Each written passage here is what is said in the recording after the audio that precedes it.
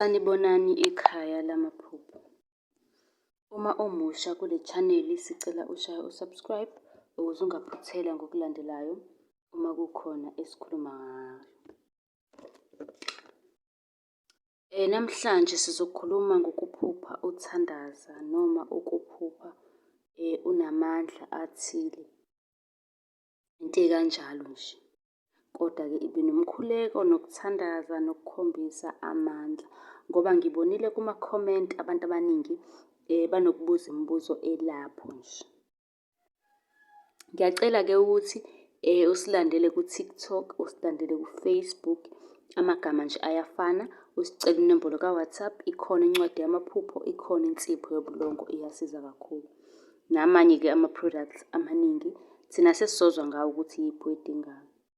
Ukuphupha nje uthandaza, lokho kungasho ukuthi-ke unamandla wena okuthandaza. Abanye bayaye bethi-ke njengoba kuthiwa unamandla okuthandaza, kusho ukuthi konke okucelayo noma ngithi okukhulekelayo, iy'fiso zakho ziyafezeka.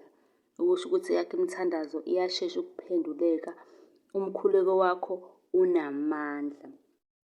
Kwesinye isikhathi-ke kuyenzeka uphuphe ulandelwa izilwane ezifana hlampe notikoloshwe, izinto nje ey'sabusayo kanje, abanye bathi izipoki ephusheni. Uthi-ke ungathandaza kubaleke yonke into, yonke imimoya emibi iqhele. Lokho kusuke kukhomba ukuthi wena unamandla, unesiphiwo ophiwe sona esokukhuleka.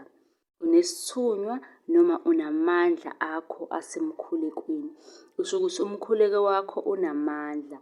Konke-ke osuke ukukhulekela noma ukhuleka phezu kwakho, ukucela kuyenzeka.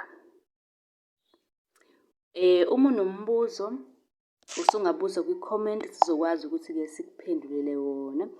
Okanye ubuze lapha ephejini lethu, futhi ungabuza naku-WhatsApp, sobe sesikusiza-ke ngakho okudingayo.